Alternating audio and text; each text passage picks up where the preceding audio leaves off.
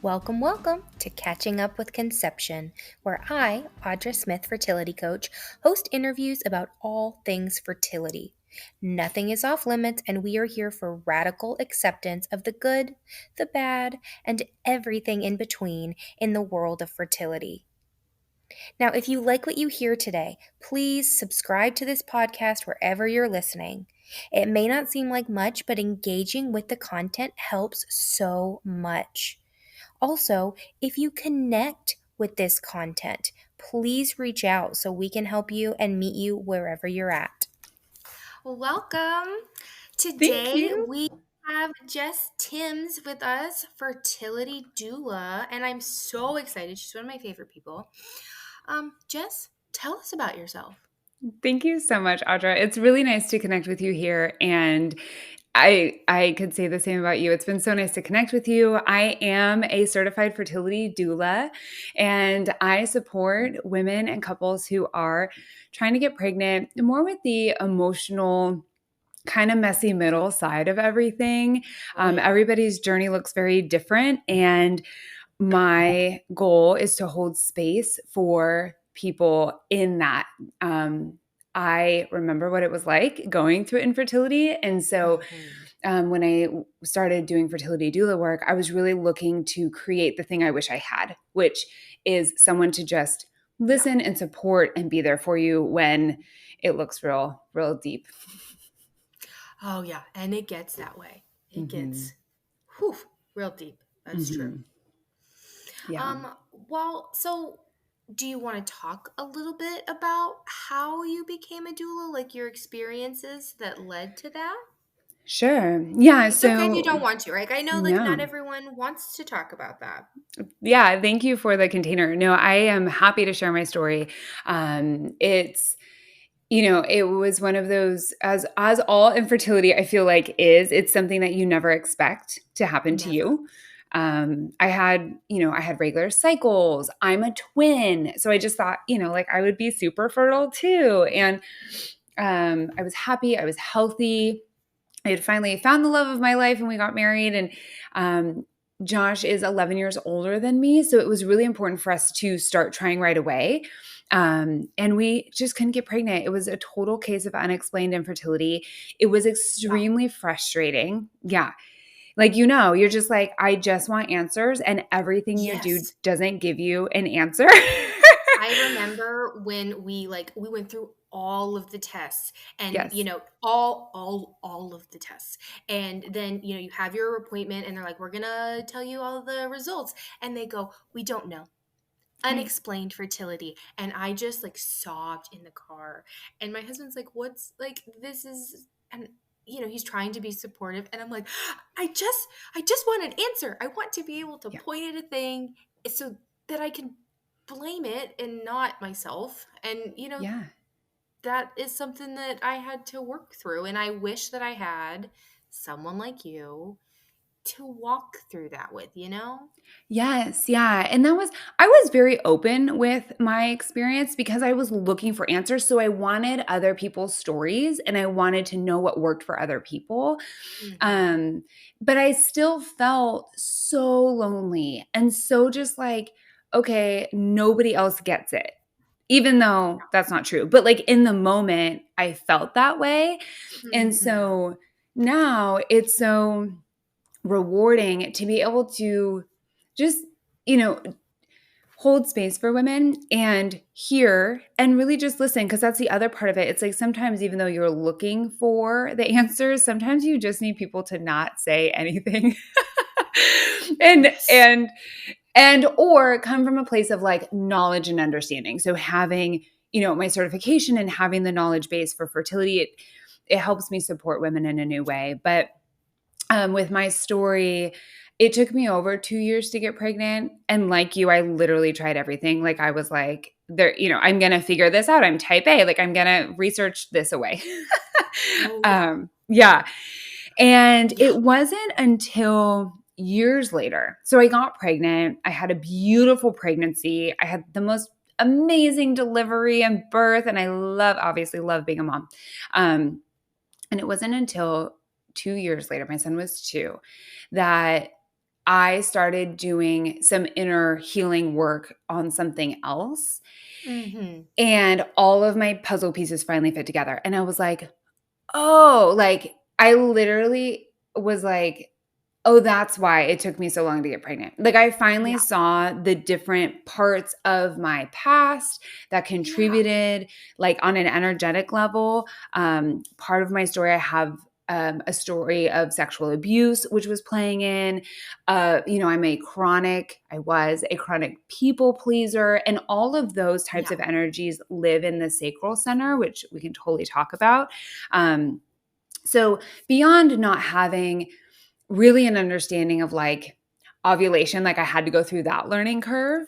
But Yes. then there was all this other like blocked energy that I was like, oh, this definitely contributed. I had no doubt in my mind, definitely contributed to what I experienced. And so that has also helped me have kind of a broader view now of infertility.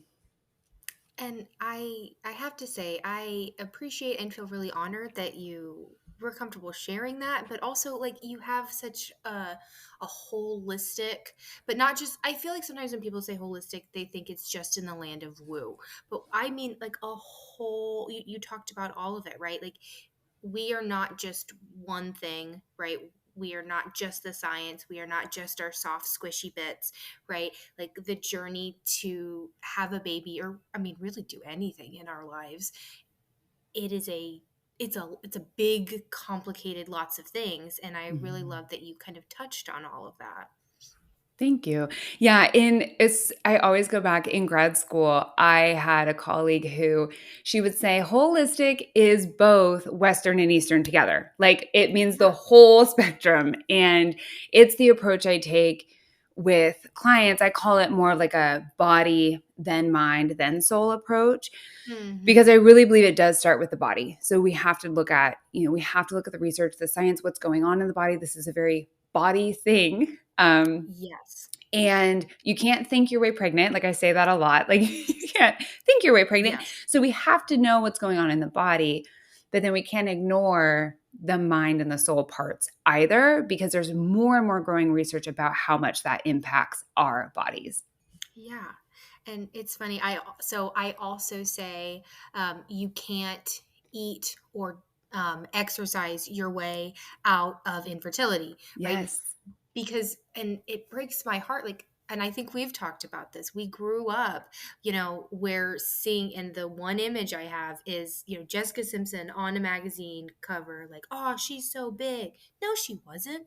Isn't No, that she wasn't. crazy? And so we have such a weird relationship with food, I feel like, or Mhm. weird is probably the wrong word, but like That's struggled relationship with food and, body image. And so, especially when it comes to fertility, there's so much information that's like, if you just cut this out, then you'll get pregnant. Or if yeah. you are not this certain weight or BMI or exercising this much, like, yes, we want to like support our bodies and make sure that we're getting nutrition and make sure that we're treating our bodies right, like by getting some kind of movement, whatever that looks like. But I think that there's such a stigma where it feels like shaming sometimes, right? Mhm. Where like if I weighed less, if I exercised more, if I was like you said, thinking like, man, I just have to research more and like know these things and do this position.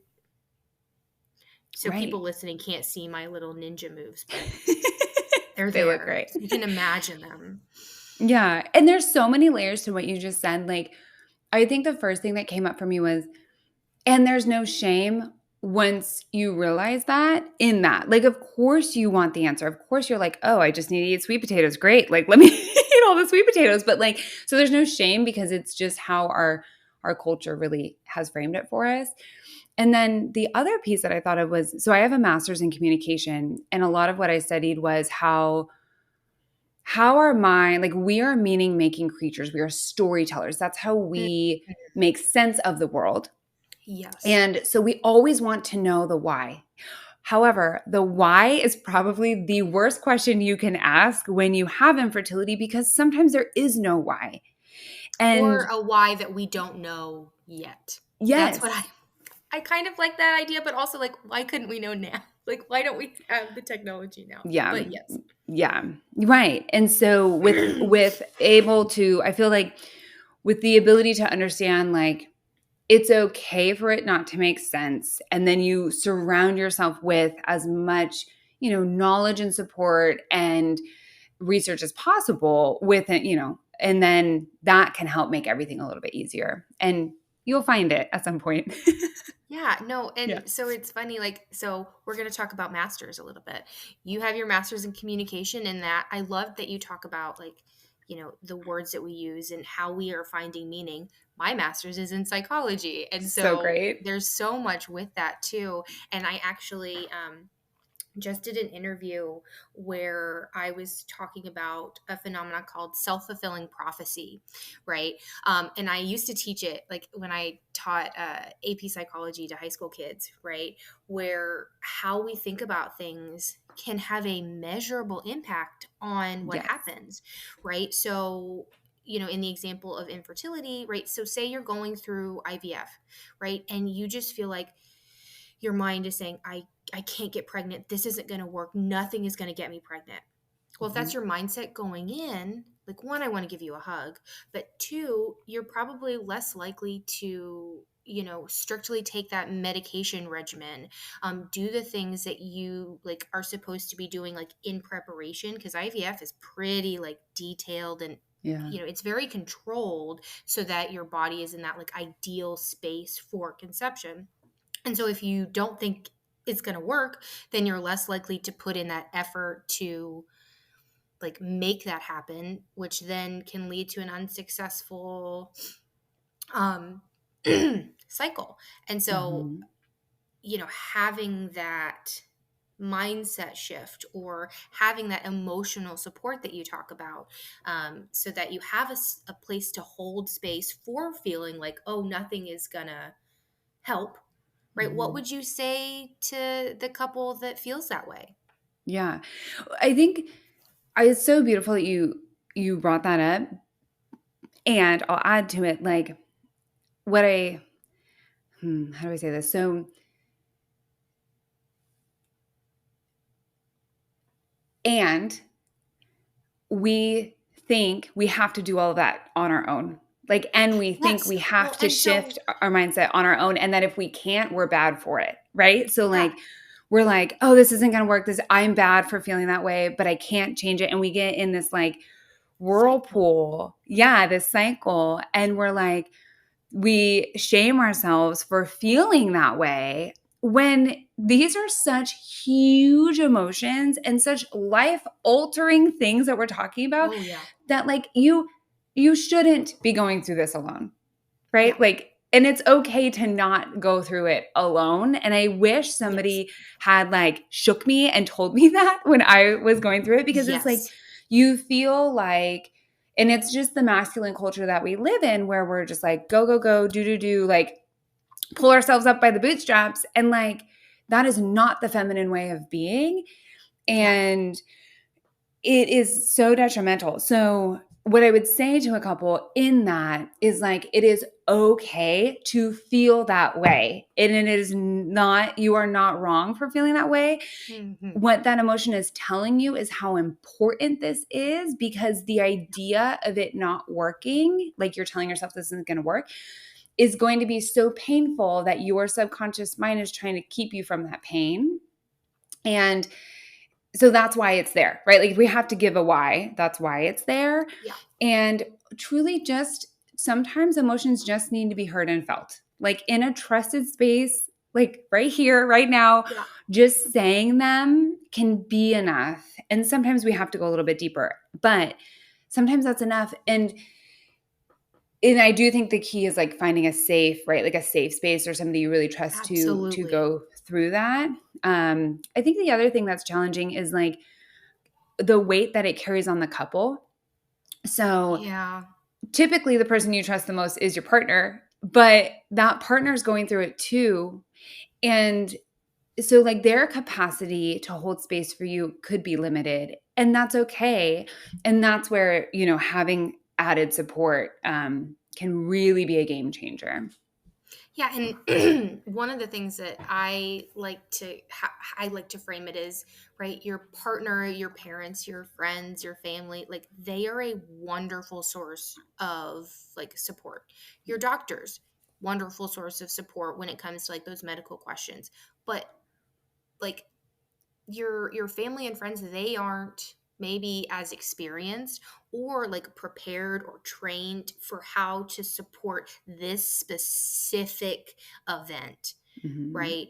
And like they're still their own person, right? So they've got their own stuff going on, and like you said, like your partner who's also going through it may not have the bandwidth to take that in and give the support that is really needed, not because they don't Mhm. want to, but they just, it's not there, right? And so Mhm. that's why I'm going to say it, I love us, I love that there's fertility doulas and fertility Yeah. coaches, that like our whole purpose like in our profession is to be that support for that specific thing. Like this is our bandwidth, this is what we do, right? So we are Mhm. here to support and guide. And if you need to just, for it's like for me, sometimes I just need to cry about it.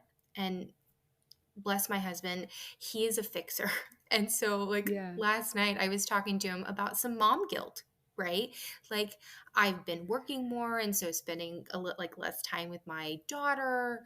And I was in the fields and he was like, well, you could do this or you could do that. I was like, that's not what I need. And he goes, okay. And he paused and he goes, you're a great mom. You're doing so great. I get the guilt. It's, I understand. And then I cried and I felt better, Yeah. right? And so sometimes just letting people feel the feels so that they can kind of move through. And then Mhm. if they ask, here are some answers, right? Or here are some ideas or like directions we can go for what next. Mhm. Yeah, and it really reminded me, like, when you said coach about, like, why do we seek out coaches for things? Like, you think about sports, like, you want the best coach to teach you the best techniques for the thing to get better. And so having family and friends is like a layer, but when you're working with somebody who's an expert in their field and is trained and has experience in that, they're able to guide you in a different way. And Hmm. when there's a layer, and I find this in fertility work, like there's a layer of personal experience typically. Um, Yeah. and what that gives is the capacity to understand. Like, I may not have the exact same experience as a client. Like, I never had a miscarriage. And so, my clients who have had pregnancy loss, like, I've never been in that. However, I have experienced loss and I can empathize with them, right? And Yeah. I would never say that my experience is the same as theirs, like none of that, but like being able to just have a deeper understanding. So Yeah. You live when, in that world. yeah, and you live in the world and you can give examples or things that, you've seen, it's just a different layer of support, right? Like it's like a different quality of support. Yeah. And I Yeah. think having, and like what you said, there's, as I go through this and talk to more people who are in this realm, right, of fertility and birth work, is people got into it so that they were the support that they didn't necessarily have. Yeah. And I love that all of these people that I'm getting to connect with are like just working to make the world a better place, Mhm. right? And it just, Mhm. in a scary time, in a stressful time, especially when it comes to fertility, especially when it comes to being a woman, it gives me hope. And, Mhm. I think everyone should be able to have fertility doulas, to have birth doulas, like, I read other countries where it's like more built in and like that support is just like expected, right? Like Yeah. that's just what it is. And I just hope that we can get to a point where everyone gets this support because no one should have to do this alone. Right. Because like you said, it's like a whole new world. Mhm. Yeah. And there's so many different layers. And so having all of the supports that you could possibly have, you should have that because people deserve it. And I think people don't think that they deserve it. Or it Hmm. feels like a luxury, or it feels like, oh, I don't, like you said, the bootstraps mentality. No, you it's okay to be soft with yourself.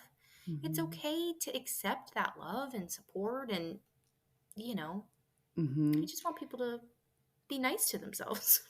Yeah. I feel like I have the hope too, because I see us changing from a masculine run.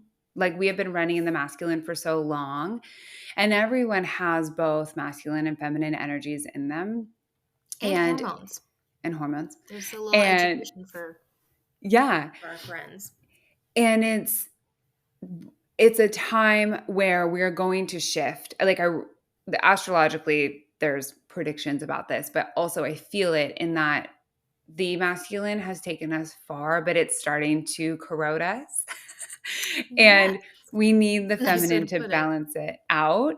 And what the feminine is, it's not that. And unfortunately, like you were saying, people feel, soft or weak or whatever. It's because we've been told that being feminine is that, but really there's such divine, pure power in the feminine. I mean, it's literally Yes. the thing that creates and sustains life. So, I feel most powerful when I am like advocating for my daughter, advocating for my nieces and nephews. Like that is yes. when the kids think of like what is like powerful and kind of like they think scary Auntie Audra face, which Yeah. is when I've had to be in positions where I'm like advocating or protecting them. And Yeah. when my niece had to do her football pictures, she was like, okay, like they're like make a serious face, and she was like, what would Auntie? She was like, what's the scary Auntie Audra face? Yeah. Not like any of the big men in her life, not the football coaches and all the things. Make the scary Auntie Audra face, and I love that. That's so funny. Yeah. I didn't mean to There's interrupt, but please No, continue, it's like, great. and talk more No, about it. I love this. there's a book called Power versus Force, and it really it so at its core, it's the science behind the different levels of Okay. emotion. Um, so if you think about like anger is at a lower frequency than love. And this book there's like a scale of emotions and where they fall on an energetic plane. It's really fascinating. And there's a pure difference between power and then force. And the lower vibrations fall under force, and then the higher vibrations fall in power. And it's how I also view feminine and masculine energies, where there's a balance. We are made of all of them. But you can't run in one for too long without becoming corroded or burnt out or whatever it is. Mhm. So I really feel like there is a movement toward, and the reason that these things sound so good to us, like the support and having a fertility coach, it sounds so good to us because we've been missing it for so long. And there Yeah. is power and healing in being in community. And so I feel like this is not just, it's something that we're all collectively kind of waking up to. And it's really nice to be a part of it. Oh, absolutely. And so you've talked a lot about energies and masculine and feminine. And can you can you give an overview of like how you bring that, what that is? Because, and we've talked a Yeah. little bit before, like part of why I call myself a coach is because I worry like with the term doula, there's a lot of woo in the Hmm. best way because I love the woo, but I just am not as educated about it. And so I know you do Reiki and all the things. Can you just give us Yeah. Yeah. a So tour? the easiest way to explain it is from a quantum physics standpoint. So if you think back to school when you learned about the atom, so all matter is made of atoms. In the atom, there's a proton, a neutron, and an electron. There's, one has the positive charge, one has the negative charge, and then there's the Mhm. neutral. So at our core of all the things, there's energy. And that's where quantum physics stems from, unlike Newtonian physics. So that both exist. Newtonian physics is cause and effect. Apple falls from tree, hits Sir Isaac Newton Mhm. on the head, right? So um, that exists, and quantum physics exists also. So in the quantum space, everything at its core is energy, and that is where I have my basis, right? And then there's the study of the chakras, or the chakra system in the body. So we have 7 main energy centers along the spine, starting at the top of the head, working all the way down the spine. And this is more of an ancient wisdom type of medicine. And each chakra is responsible for different aspects of our life. So if we look at the sacral chakra specifically, which is where the uterus is, it's in our hips. It is responsible, it's the energy center for your relationship with yourself, your relationship with others, money, creativity. Not just creativity in the way of like art and music, but also if you have something that you want to bring into the world, like an idea, or those things that really drive you, but you don't take action on because of whatever reason, because you don't have the time, you don't have the money, you don't have the things, like that would all be housed in your sacral chakra. And so these are the types of themes that I work with people on. So typically, if there's, because of 2 reasons. One, the energy can get blocked. Sometimes, a different experience or something in life will cause an energy block in the body, and it just needs to be cleared. Sometimes we're born with some blocks. So that's one way to work with. I work with people. That's So where you work with people on like identifying blocks and kind of unblocking or working through them? Yep. Okay. Yep. Clearing out the block. And then the other kind of lens that we work through is infertility will trigger these types of things in you. So if you are experiencing infertility, it's something that will kind of bubble up these bigger things. So that's why it can feel really big in the body of like, I'm experiencing infertility. This makes me feel like I'm not good enough, like there's something wrong with me. And that all stems in this relationship with yourself or your partner or whatever it is. And then we can work through that together also. So the energy work and the energy knowledge has really helped me help people see kind of the whole side of it, right? It's not just about the irregular cycle. It's so much more than that. And so so it's something, we're always constantly learning, and I love learning about. This year I did study to become a Reiki master. So that's been really helpful. Reiki, in a nutshell, it comes from Japan. And it's an energy healing technique where the energy is just channeled through like a Reiki practitioner. It can be both in person and from afar. And it just helps clear out the energy. So it's been a really useful tool with clients. Yeah, and you talk about loving to learn this stuff. Every time we talk, I feel like I am like, ooh, I want to learn more about that. I want to learn more about that. And it's so cool. And you're going to have to forgive me. I'm taking my sweatshirt off again. I have hot flashes all the time. And I'm 35. Shouldn't be having hot flashes. But yeah, no, you're not the only 35-year-old I know with that. Yeah. And I recently learned, so I'm adopted and my birth mom was up here. So I'm up in Washington and she was up in March, where it's still pretty rainy and cold up here, right? And we were in downtown Seattle, and I'm all bundled up, and it's raining, and I just literally, we're at Pike Place Market, right? The big thing where they throw the fish, and I just start stripping down because I'm just on fire. And she looks at me, she goes, "Yeah, I started that early too." I didn't say a word. She just knew. So, are you in your luteal phase of your cycle? No. Okay. Curious. I'm just curious where you're at. Yeah, no, I'm just finishing it. So it's like, well, I say that my cycle is wonky too. Yeah. Right. So sometimes it's short. And also I found that, so I had recurrent miscarriages. Yeah. And when I started going into this work, I learned that I had a hard time with the word miscarriage. I Mhm. like wouldn't say it. I wouldn't write Mhm. it in my notes. I would call it a loss.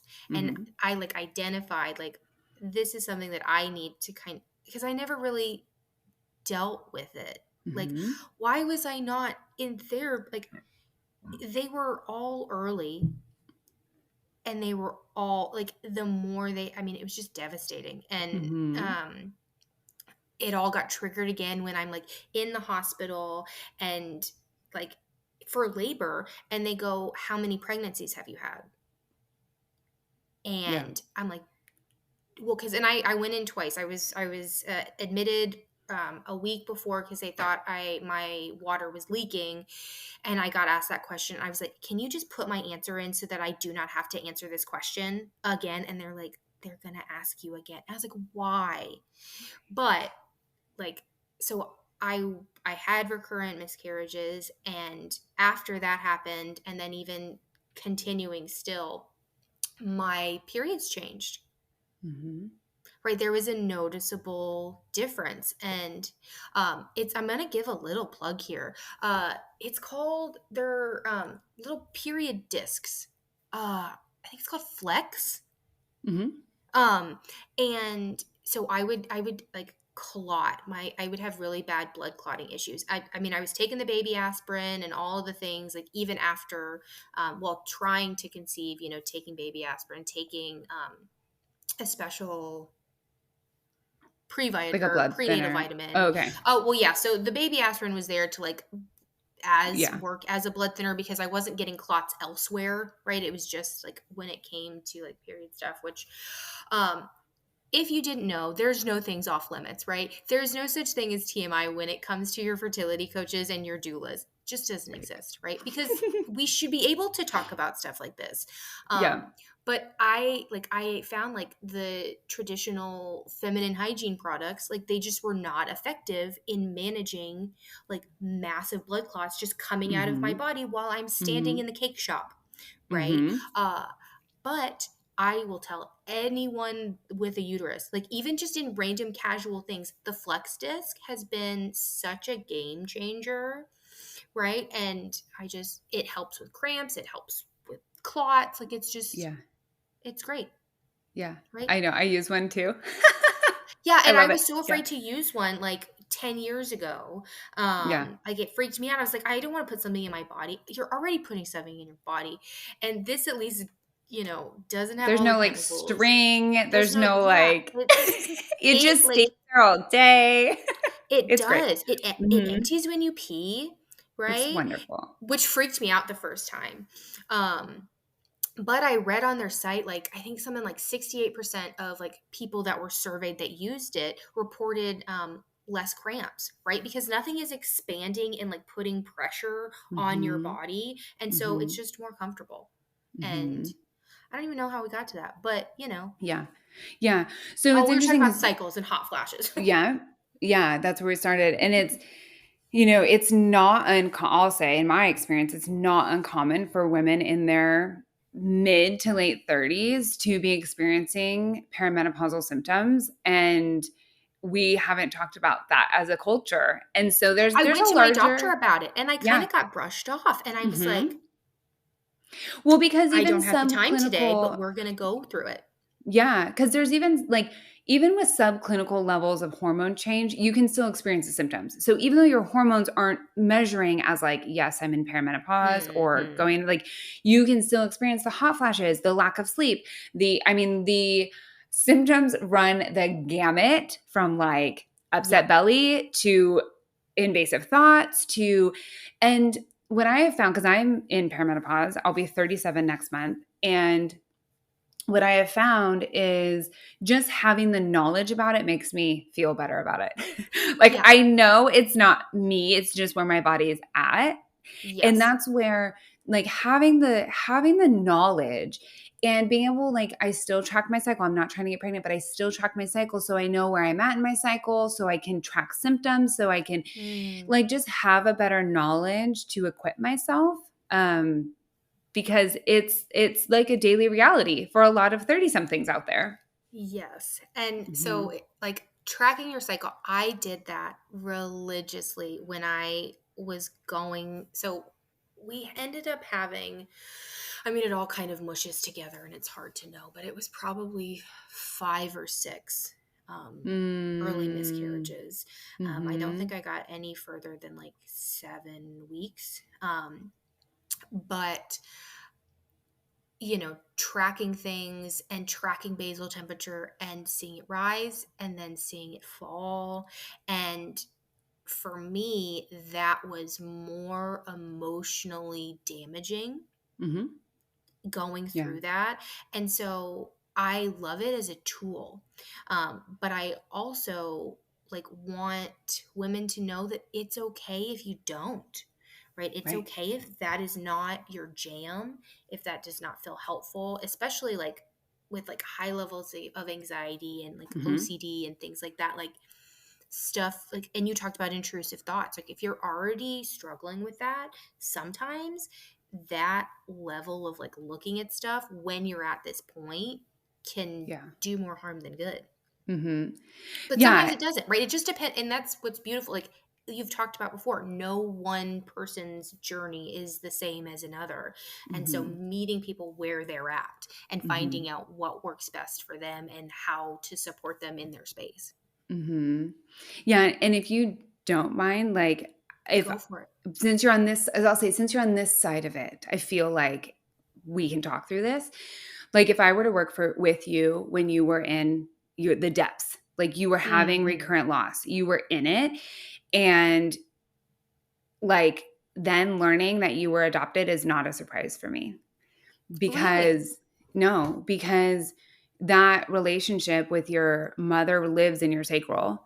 So there's that, like, that energy line. And then also, having whatever, I don't know at what point in your life, like where you were doing with work at that point, but if there's something going on, like big career life wise, like that could play into it. And so, we would have gone there Mhm. together and really just excavated so that we can clear that part out. I feel like now you're in, obviously, a place where you're on the other side of it, but Yeah. it's all connected.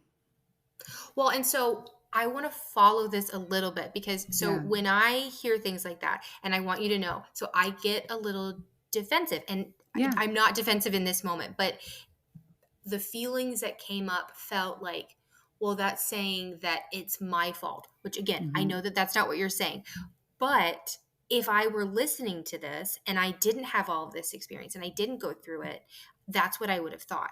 So Yeah. can you talk a little to that to someone who might have heard like what you just said or like was Hmm. going through that and kind of explain? Because like I Hmm. said, I know that that's not what it was, Yeah. but I want to give an opportunity for people who think like that, who might have had that Hmm. reaction to follow that through. Yeah. Yeah. So, and this is so beautiful that you are like open enough to talk about it. So we have to think about the brain and where that thought stems from. So, the subconscious mind's pure job is to keep you safe. It is recording your Mhm. life experiences from when you're itty bitty so that when you touch the hot stove, you don't touch that hot stove again. Like, it is recording that to Mhm. keep you safe. And it's also recording all the other interactions you have. And up until about age 7, everything we experience is truth. So, in those early years, if something like a relationship with a parent, a relationship with a teacher, a close friend, like a very close relationship, if something in that is somewhat painful, feels like abandonment, feels like unworthiness, or, um, and I can give my own example. My parents divorced when I was 4, and I felt very responsible. I felt like I Mm. was the reason they got divorced. Yeah. And whether that was said to me or not, right? Like, it's Have you just how given I 4-year-old made. Jess a hug? Yes. She has very much Okay. you. Right? And I um, want everyone to know that yeah, making that comment is not like that's a very serious comment. Like going back 100%. and caring for the little one in Mhm. yourself is valuable, but I'm gonna let you continue. Yes, But I just wanted to yes, make no, sure you had had. it is, and it's important, and, like, I ignored it for I shouldn't say I didn't know about it for so long, Mhm. and then once I finally learned, I was like, "Oh," and it's not I feel like we're very close to the blame game. Like, I have such compassion for my parents, it's nobody's fault. Yeah. However, it is my responsibility to deal with that for myself, right? Like, Yes. and in order for me to be able to do what I want to do in life, right? Yeah. So going back to the example of being adopted, it is not your fault. You are not responsible for what happened to you. However, there could be an energy from that or a relationship memory from that Mhm. living in the sacral center that needs to be addressed, that needs to be cleared, that needs, like you just said, to be loved and to felt. And we live a lot of the times in the light. So there's a light and a shadow side to everything. And we Mhm. love the light, right? It's the feel good, it's the love, it's the achievement, it's all of that. But there's also this part of us that's the shadow that is, the guilt and the shame and the anger. And that is equally as important a part of us. And we can't continue to sweep her under the rug. She needs to be felt and really Mhm. embraced because it's really what makes us like full dynamic human beings. And it's, Yeah. so trying not to go down too many rabbit holes, but like It's if I were okay. to address the adoption thing, like definitely it is not your fault. It's nothing that you did. It's just an experience that your mind is remembering that could have been painful or sad for you in some way Mhm. that is now living in the body. And again, we can't always make sense of it. And it's really just about like clearing that out and finding your whole self. And Mhm. like in your experience, you can get there on your own, right? And you are strong enough and you are capable enough and all of that. Yeah. It just can take a lot longer. And when you work Yes. with someone, it Exactly. can really expedite that process. Yeah, you can do it alone, right? Yeah. But it's I mean, I hesitate to use the word easier because working through, stuff like that is not easy, but it's Right. more supported. Mhm. Yes. And I will say, like, this is kind of like an asterisk and word of caution. So Mhm. definitely find someone who is qualified and capable and certified, right? Like, I fully believe in really doing your research on who you work with. I always encourage women to find someone Absolutely. who's like fertility specific, even in massage and in acupuncture. Like, find someone who specializes in fertility. But also, you have to be ready. So that's where I know I'm not for everyone. I know I'm a very unique flavor, and you have to make sure like you're ready. I wasn't ready at that point in my journey to really explore these things. It did take once I was a Oh, mom, yeah. yeah, to really explore that. And there's no good or bad about that. It just is. So I will say that as well for people.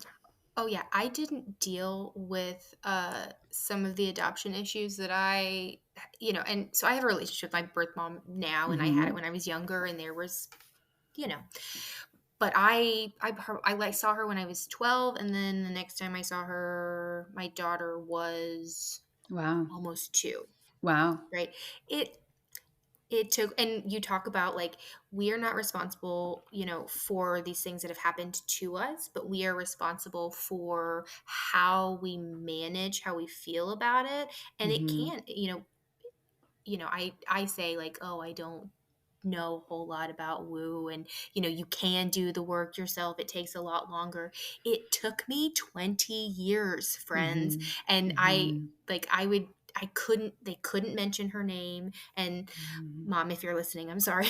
But she's probably heard this, right? Like it's very open. And I like when we did kind of reconnect and rebuild that relationship, like I was very like, here's the rub. um Yeah. but I would get very mad if you mentioned her. I couldn't, like, I was not I'm a pretty even keeled person, right? Like, I don't get mad easily, or I don't get like, um, but there was a block. right? And Mhm. so it's funny hearing you talk about like, okay, you can work through these things. It just takes a lot longer if you do it on your own. That's what I Yeah. did, right? And yeah, and sometimes it takes a lot of layers. Like therapists have a very special role to help with trauma, to help with, Yes. those really sticky things. Fertility coaches have a very special role in guidance and getting you, to be an advocate for yourself. And then doulas have a very special role in holding a place for you. So it's like it might also take layers of support, and that's okay too. Yes. I have a spiritual guide, I have an energy guide, I have a therapist, like I have all of these like We helping have me. people. Yeah. Yeah, because it takes a village. It really, really does take a village. Mhm. Part of my village just got here, so you probably heard a Yay. loud welcoming. Um, no, but it's good. So yeah, guys, you didn't sign up to listen to a small little uh session today with Audra and Jess, but you got one. But I think it's my story is not like unique in that like I had blocks and talking about things and how they're tied to our fertility, and I think it's Mhm. I think it's kind of cool that people got to see a little bit of what it might look like if they're Mhm. working with you. Mhm. Right? We didn't Yeah, intend and on that, folks, but I know. it's a happy How happenstance. it always goes. Yeah. And it really, for me, like, I feel like your openness is so beautiful, and like why I really value when people are open to share their stories, because it helps if Hmm. you're in it, like if you're in the thick of it and you're hearing this right now, like you're not broken. There's nothing Not at wrong with all. you. It's just your pieces, right? Like it's just the pieces to your puzzle, and it will fit together again. It's just figuring out how they go. Absolutely. I love that. It's a beautiful like way to look at it because you don't feel great about yourself when you're like, Yeah. why does it keep happening? Yeah. That's so good. Well, we've gotten some heavy stuff, right? But good, right? Yeah. Um, I think one of the things that I also really advocate is having a sense of humor when going Mm. through, like holding on to a sense of humor when going through these things, right? Like at least because I know personally how big of a thing it was. Like there is a picture when I was doing my implant, right? So you have to have a full bladder when they do your IVF blastocyst implant, right? And I basically said, hold my beer. I'm gonna like be the best at this. And I drank too much water. And there is a picture like my husband took of me where I'm just like, it's ridiculous. And we're giggling, which is making it even like worse. Yeah. And then so my husband went in with me, and anyone that goes into that space, like our doctor's office, you have to wear, I always call it a hazmat suit, but it's not a hazmat suit. It's Yeah, like it is. I mean, it is, right? It's not like ET hazmat suit, but Yeah. it's a, you know, head to Full toe, scrubs. Yeah. full. Yeah, it's like a full scrubs, but I mean, it is a big onesie basically, right? Where it's all one piece, including Yeah. like you have to put your feet in. My husband, folks, is like just shy of 6'6" and built like a linebacker. Those things are not built for him. And so I'm like trying not to pee myself, and he is like trying to fit into this thing, and it's literally like bursting. Like there's like rips, and they still let him go in, so it's fine that um but in such an awkward moment, like situation, like being able to like laugh at yourself, or like, which is hard to say, right? Because going through infertility is hard and there's so much Mhm. like suck.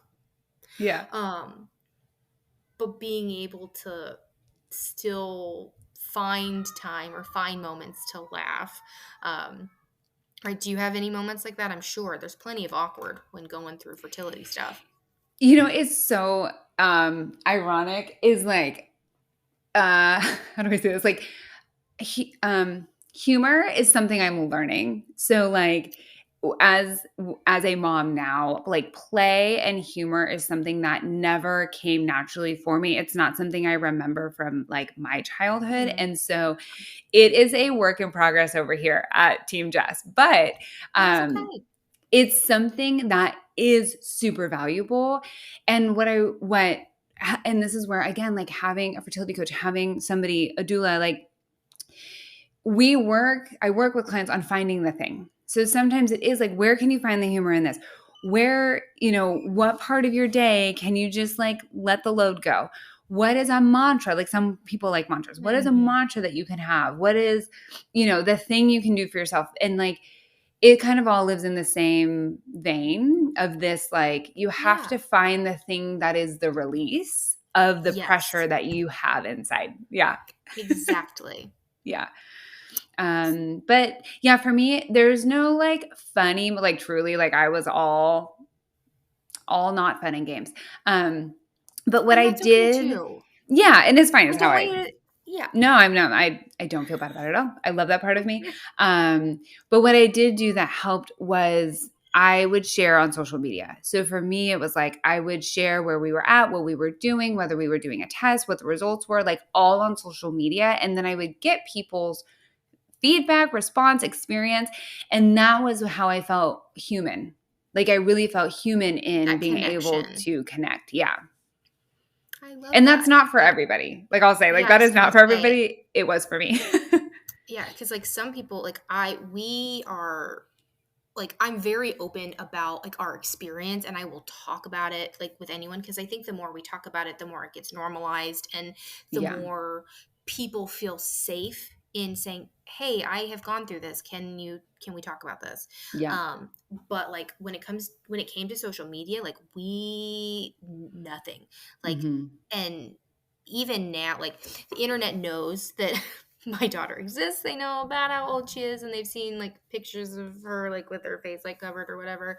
But and there were a few little blips when I was pregnant, like few pictures and stuff, but for the most part we didn't. But I think part of that too is that it felt painful Hmm. to at least when it came to the infertility stuff like while I was in the thick of it. I Hmm. don't know how effective I would have been doing this back then. Well, Hmm. actually, I do know. I would have been ineffective, right? Hmm. Because I was in the thick of it and it was just hard to talk about. Yeah. But then getting to the other side of it, like I am much more comfortable talking about it and feel more empowered about it. And that's what I want people to feel about their fertility journey. I want them to feel empowered going through it. And that's why I am so passionate about people like us, people that work in this field, because I don't want them to feel like I did. I want them to feel supported. I want them to feel empowered going through it as opposed to just like Yeah. just down, not Yeah. good. Yeah. Yeah. It's so beautiful. You're so amazing. You're amazing. We're amazing. We will say we're amazing, right? You didn't come here for the humility, folks, right? You came here for the real. But it's good. It's good to support people, and it's good to have people that you can talk to and that you feel supported by, and that like having a circle of light, of hope, of just good. I don't know if you can hear Hmm. it, but there's children screaming downstairs. Yeah. I'm gonna They hope it's only happy see the screaming. light. Yeah. They love it. Yeah, yeah, they do. Well, okay. So, I'm gonna ask you for a call to action. What do you have going on? That's how we're gonna close it out. How can people find you? What do you have coming up? Yeah, so Send it to you. I'm all over the interwebs as at Fertility Jess. So Fertility Jess, fertilitygess.com. And I work one on one with people. So if you are looking for that type of support, come find me, schedule a consultation, and we will connect on how I can support you best. And as you've heard, she's awesome. So, Thank you. you also have a thing going on Friday nights, right?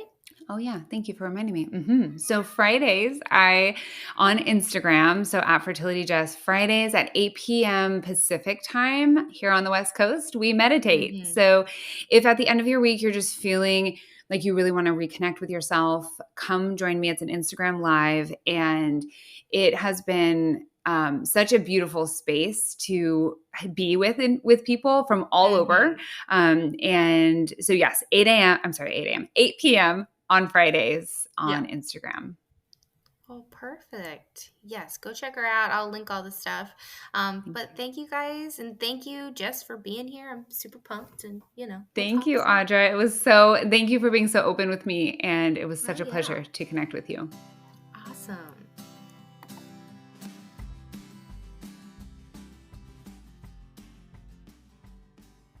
And that's a wrap on this week's episode of Catching Up with Conception with me, Audra Smith, Fertility Coach. I want to thank you for joining us and ask you to subscribe to this podcast on whatever app you're listening on. It may seem small, but it really does make a big impact. Catch me on Instagram and TikTok at Fertility Coach Audra and on our next episode of Catching Up with Conception.